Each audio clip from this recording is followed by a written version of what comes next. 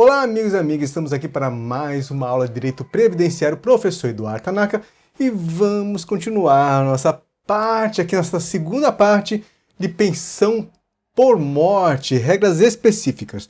Bom, primeiro aqui, cônjuge divorciado ou separado. Nós já vimos isso também, que o cônjuge divorciado ou separado judicialmente ou de fato, que receber pensão de alimentos, receberá pensão em igualdade de condições com os demais dependentes da primeira classe.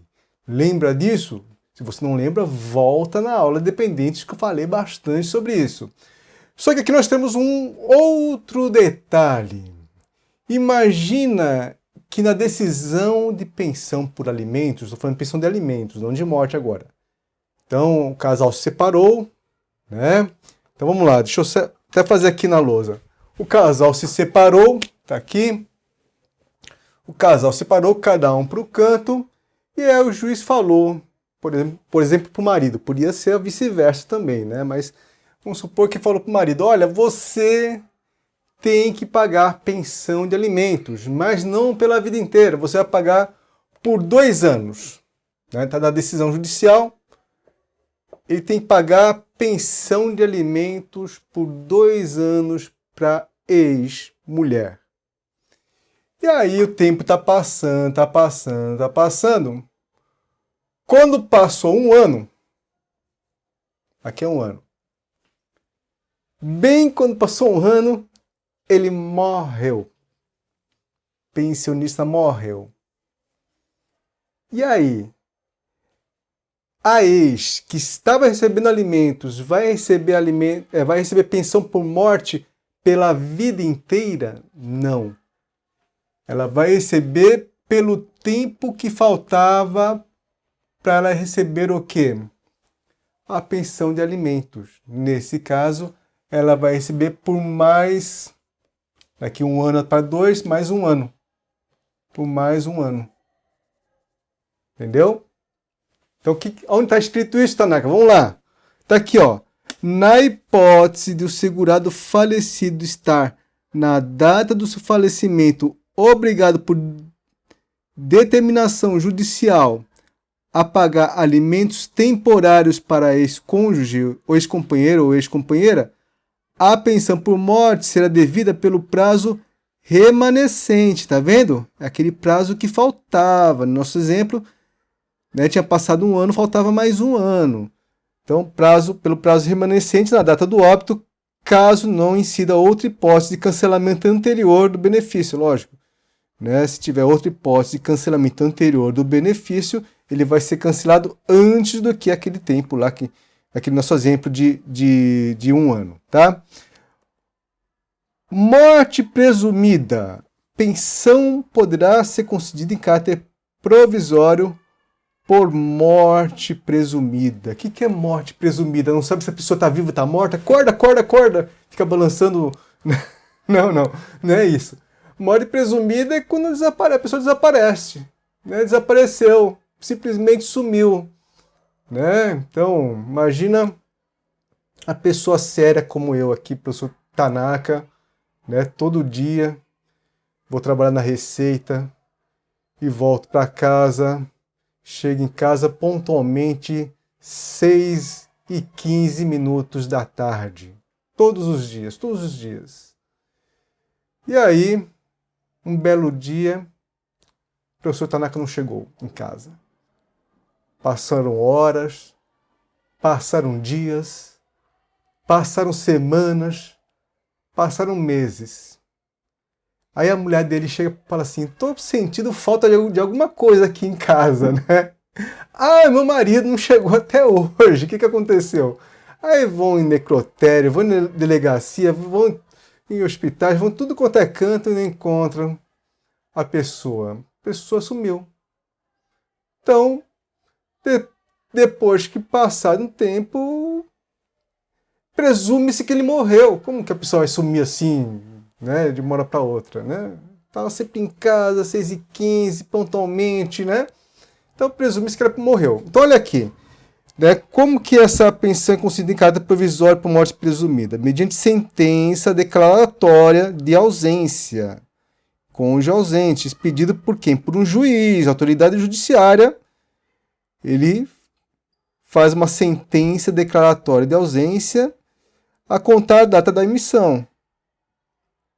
E aí a família tem direito a receber a pensão por morte, né? Contar a data de emissão da sentença declaratória de ausência.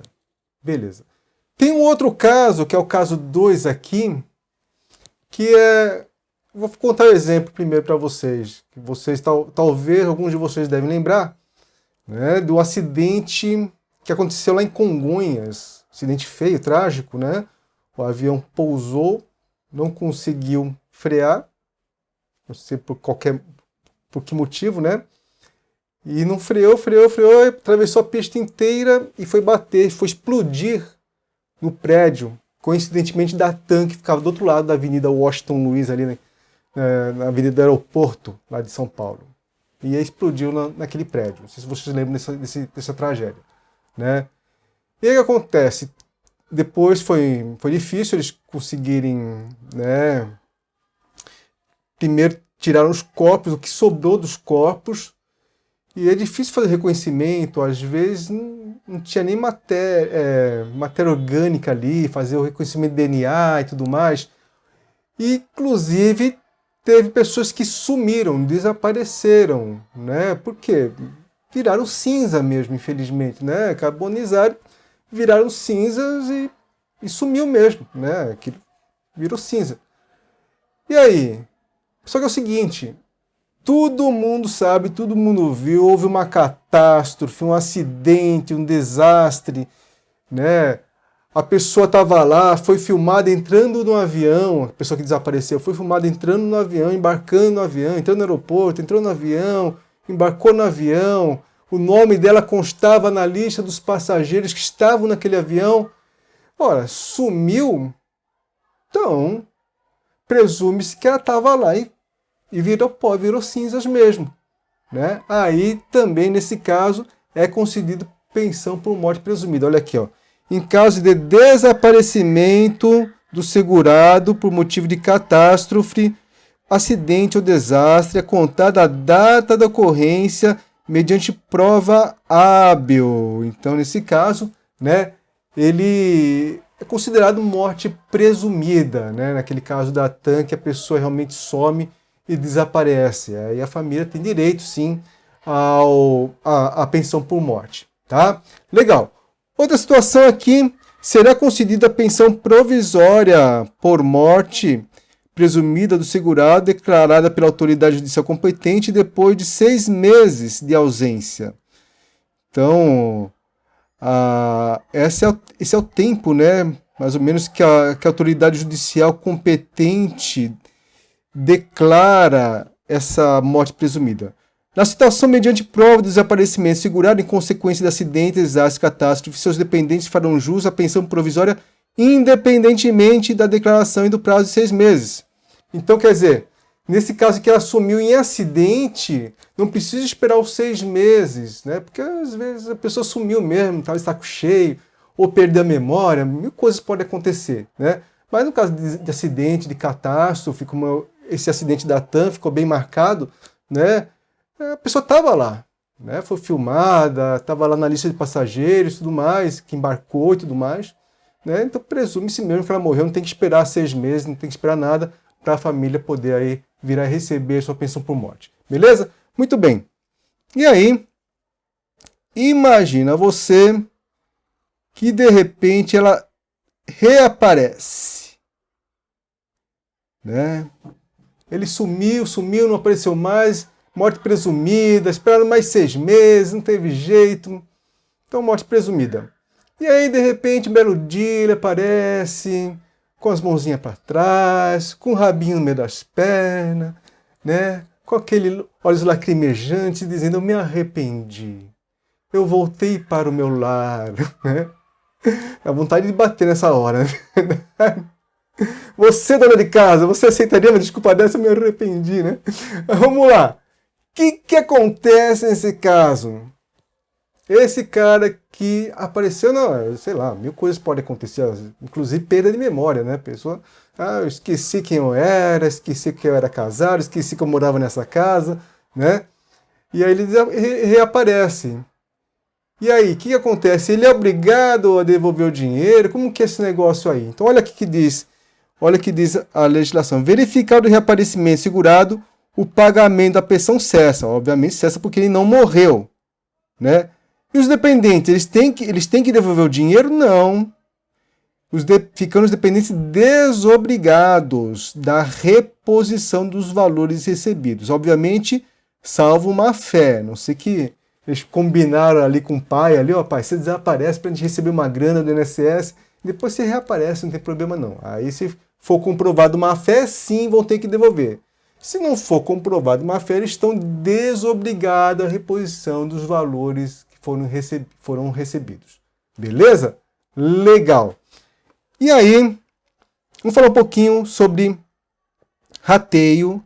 Rateio, nós já tratamos sobre isso também. Tá? Assista a aula de dependência, assista a aula passada, né? Nós já tratamos sobre rateio, né? Só estamos dando aí uma lambida por cima e algumas informaçõezinhas que nós estamos a acrescentar para vocês, tá? Então olha aqui, a pensão por morte, havendo mais de um pensionista, será rateada entre todos em partes iguais. Beleza, então isso você sabe, né? As cotas por dependente cessarão com as perdas dessa qualidade e não serão reversíveis aos demais dependentes, preservando o valor de 100% da pensão por morte quando o número de dependentes remanescente for igual ou superior a 5. Então isso aí você também já sabe, né? Por que 5? Porque cada um é 10%. Pensão por morte é 50% mais 10% por dependente. Se tiver 5 já dá 100%. Se tiver 6, aí vai ser 100% mesmo, vai ser 110%, né? Assim por diante. Beleza? Então, quando tiver 5, e aí, quando diminuir de 5, aí vai realmente diminuindo a pensão, né? Que é rateada, né, em partes iguais proporcionalmente ali, conforme aquela conta que nós já aprendemos a fazer, né?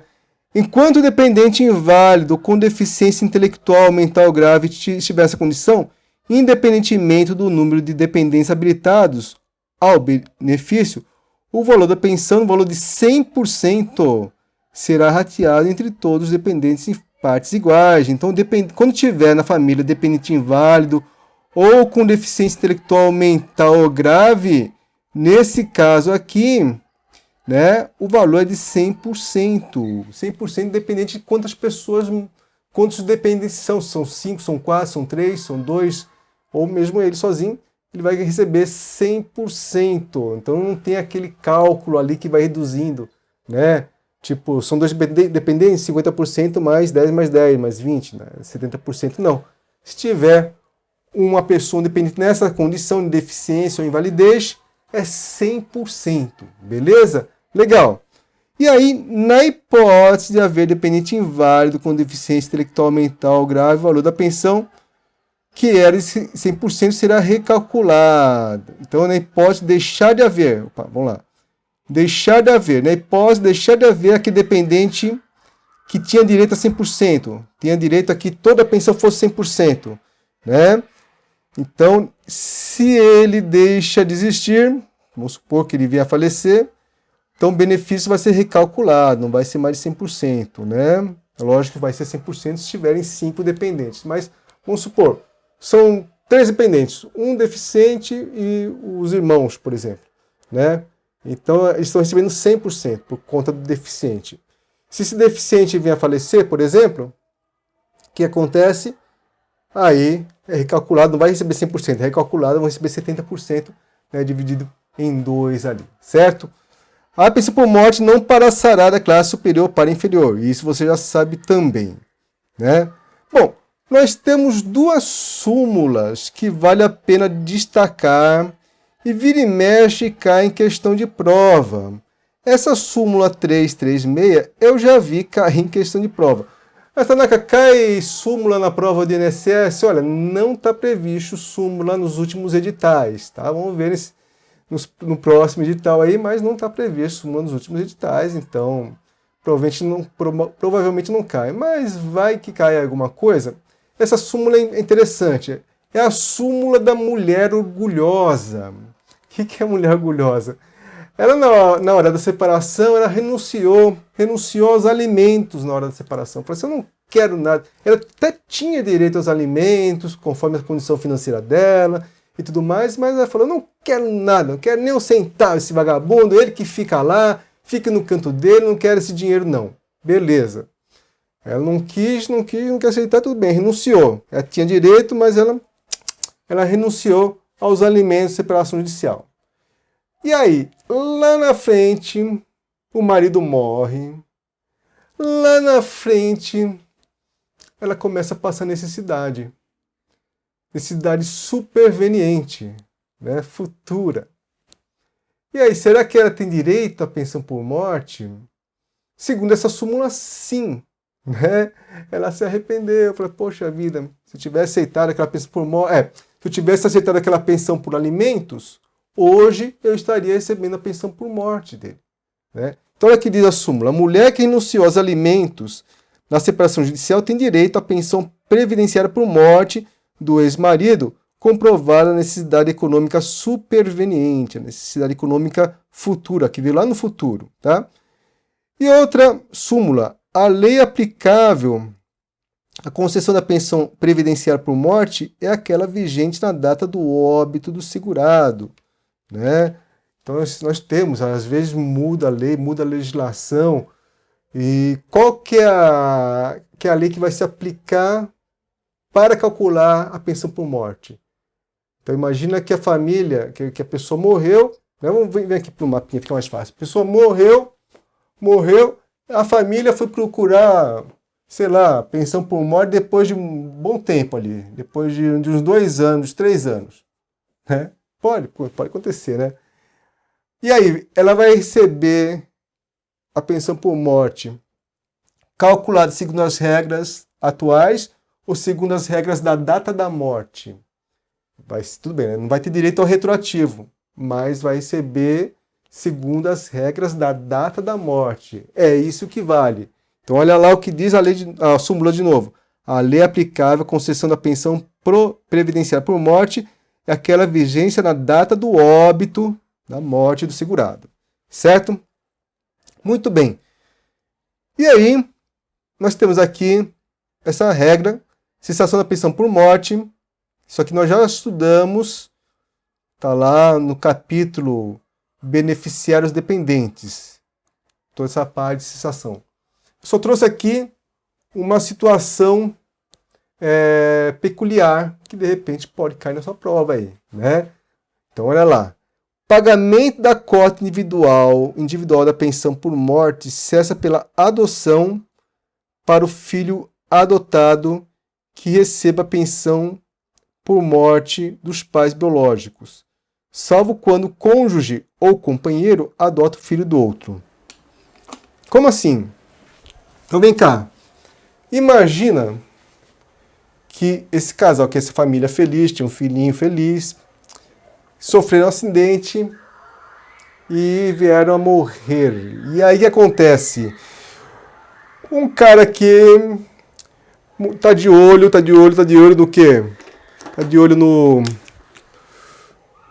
na pensão por morte dele. Fala assim, vem cá, eu quero adotar essa criança aqui, porque eu sei que se adotar, eu vou receber a pensão por morte. Aí eu tô livre, tô tranquilo na vida, né?